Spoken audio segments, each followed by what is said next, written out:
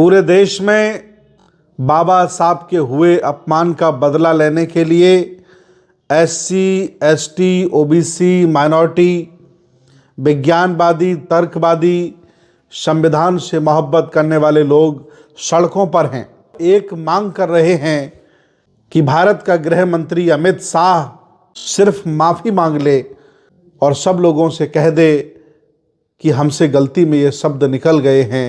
बड़ी उम्मीद कर रहा था कि जब पूरा देश खड़ा हो जाएगा, सारी पार्टियां खड़ी हो जाएंगी, सारे लोग खड़े हो जाएंगे, तो देश भारत का गृह मंत्री अमित शाह माफ़ी मांग लेगा, दो शब्द बोल देगा कि मैं बाबा साहब का सम्मान करता हूं, मेरी जीभ फिसल गई तो लोकतंत्र को बल मिलेगा, संविधानवादियों को ताकत मिलेगी।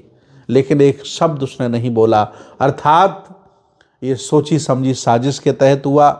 खोदने के नाम पर मस्जिदों में मंदिर तलाशते हो, बुद्ध विहारों पर आप कब्जा कर लेते हो, और अगर हम संघर्ष करते हैं तो हमारे साथ भी आप छल करते हो। तो महिलाएं देश भारत की अगर हिंदू कोड बिल पढ़ लेंगी तो इनका जो देवी देवताओं का बुखार है बिल्कुल उतर जाएगा। इसलिए मैं तमाम पढ़े लिखे लोगों से अपील करूंगा कि हिंदू कोड बिल की कुछ प्रतियां छपवाकर घर घर महिलाओं को दीजिए, बांटिए, ताकि महिलाएं सच्चाई जानें कि संविधान के पहले आपकी दशा क्या थी और आज आपकी दशा क्या है। सम्मानित मुल्क के मालिकों, मैं बौद्ध भिक्षु सुमित रतन पूरे देश में बाबा साहब के हुए अपमान का बदला लेने के लिए SC, ST, OBC, माइनॉरिटी, विज्ञानवादी, तर्कवादी, संविधान से मोहब्बत करने वाले लोग सड़कों पर हैं। सभी सामाजिक संगठन, सभी राजनीतिक संगठन, सभी सड़कों पर हैं और एक मांग कर रहे हैं कि भारत का गृह मंत्री अमित शाह सिर्फ माफ़ी मांग ले और सब लोगों से कह दे कि हमसे गलती में ये शब्द निकल गए हैं, मैं बाबा साहब का सम्मान करता हूं, और सभी संविधान को मोहब्बत करने वाले लोगों को बहुत खुशी होगी।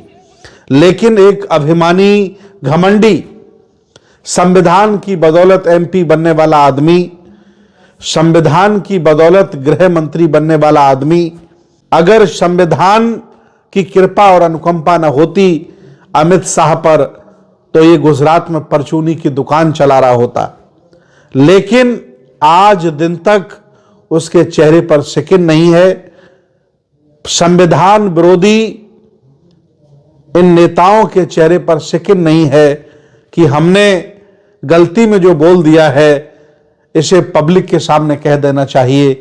इससे लोकतंत्र का और सम्मान बढ़ जाता, इससे देश भारत की संस्कृति, सभ्यता और दर्शन को और सम्मान मिल जाता। लेकिन घमंडी, अभिमानी अमित शाह एक शब्द बोलने को तैयार नहीं है। मैं मानता हूं कि आप लोग ईमानदारी से संविधान को नहीं मानते। जब से आप आए हैं संविधान के खिलाफ सारे काम आपने किए हैं। संविधान को आपने कोई तवज्जो ही नहीं दी। आपके जितने भी निर्णय हैं वो लगभग सब संविधान के खिलाफ हैं, क्योंकि आप लोग जिस पाठशाला से आते हो उस पाठशाला में संविधान को राष्ट्र विरोधी, हिंदू विरोधी और चातुर्य वर्ण व्यवस्था का विरोधी बताया जाता है। आपकी पाठशाला में यह पढ़ाया जाता है कि संविधान ईसाइयों के देशों से चोरी किया गया है, यह संविधान ऋषि मुनियों के खिलाफ है, भारत के कल्चर के खिलाफ है। इसलिए आपकी पाठशाला पर आज भी राष्ट्र ध्वज नहीं फहराया जाता। आज भी देश भारत की संस्कृति, सभ्यता से कोई आपको लगाव नहीं है। और जिस तरह से आपने सरकार कब्जाई, आप स्थापित हुए, लोगों के बीच में आकर के झूठ बोला, लोगों के बीच में आकर के लंबे लंबे लोक लुभावने सपने दिखाए, लोगों ने, देश की बहुत बड़ी आवाम ने आप पर विश्वास किया और आपको वोट कर दिया। जब से आपको वोट मिल गए, समर्थन मिल गया, आपने सत्ता का दुरुपयोग करना शुरू कर दिया, सरकारी मशीनरी का दुरुपयोग करना शुरू कर दिया। ईवीएम के माध्यम से, पुलिस के माध्यम से, डीएम के माध्यम से आप जबरदस्ती चुनाव जीत लेते हैं। अगर कहीं एमएलए कम हो तो दूसरे दलों के एमएलए को आप पैसे से खरीद लेते हो, क्योंकि आपके पास अडानी अंबानी जैसे लोग हैं। और सुबह से लेकर शाम तक हक वंचित असहाय कमजोर और देश के मूल निवासियों के साथ आप तरह तरह के जुर्म करते हो, अत्याचार करते हो। जाने कितने थानों में रिपोर्टें दर्ज नहीं की जाती, कोई बोलने वाला नहीं है। और अंदर की भावना जब संसद में आपके मुख से निकल जाती है, ये अंदर की भावना है जो आपके अंदर बैठी है, नफरत की भावना।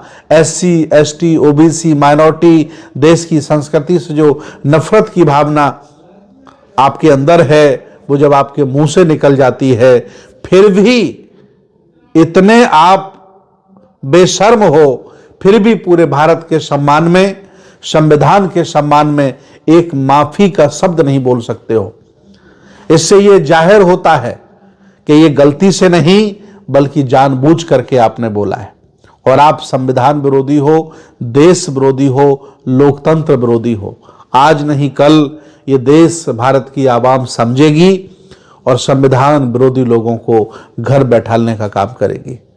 मैं बड़ी उम्मीद कर रहा था कि जब पूरा देश खड़ा हो जाएगा, सारी पार्टियां खड़ी हो जाएंगी, सारे लोग खड़े हो जाएंगे, तो देश, भारत का गृह मंत्री अमित शाह माफी मांग लेगा, 2 शब्द बोल देगा कि मैं बाबा साहब का सम्मान करता हूं, मेरी जीभ फिसल गई, तो लोकतंत्र को बल मिलेगा, संविधानवादियों को ताकत मिलेगी।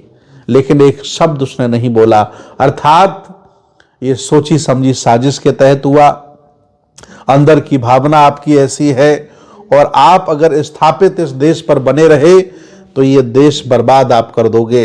वैसे भी आपने अरबों खरबों रुपए लेकर भारत से तमाम लोगों को भगा दिया है।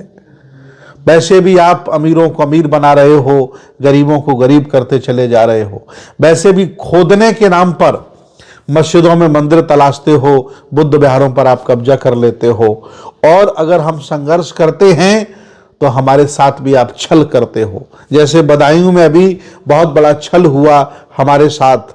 शासन प्रशासन ने कहा कि मैं आपकी मांगे मानता हूं, और फिर हिंदू संगठनों को आपने ताकत दे दी, और हिंदू संगठन फिर जाकर के बुद्ध विहार में नारेबाजी करने लगे, गाली गलौज करने लगे। अर्थात छल का आप सहारा ले रहे हो। ये देश, भारत देख रहा है, पढ़े लिखे लोग देख रहे हैं। मुझे आज भी उम्मीद है कि इस देश को सुरक्षित रखने के लिए संविधान के सम्मान में, बाबा साहब डॉक्टर अंबेडकर के सम्मान में अमित शाह माफी मांगेंगे। मुझे आज भी उम्मीद है। तो लोकतंत्र और हमारा मजबूत होगा। और ये जो महिलाएं देश भारत की अगर हिंदू कोड बिल पढ़ लेंगी तो इनका जो देवी देवताओं का बुखार है बिल्कुल उतर जाएगा। इसलिए मैं तमाम पढ़े लिखे लोगों से अपील करूंगा कि हिंदू कोड बिल की कुछ प्रतियां छपवाकर घर घर महिलाओं को दीजिए, बांटिए, ताकि महिलाएं सच्चाई जाने कि संविधान के पहले आपकी दशा क्या थी और आज आपकी दशा क्या है। मुझे आज भी उम्मीद है कि देश का गृह मंत्री माफी मांगेगा, क्योंकि पूरा देश, सभी नेता, सभी सामाजिक, सभी धार्मिक, खास तौर से माननीय बहन जी भी अब मैदान में हैं, तो अमित शाह माफी जरूर मांगेगा। इसी के साथ मैं उम्मीद कर रहा हूं कि वो जल्दी माफी मांगे और संविधानवादी लोगों को एक सुकून मिले, उनको एक इज्जत सम्मान महसूस हो और उनको अच्छा लगे। मैं इंतजार करूंगा कि आखिर वो माफी कब मांगेंगे, और मुझे उम्मीद है वो जरूर माफी मांगेंगे। बहुत बहुत धन्यवाद, बहुत बहुत साधुवाद।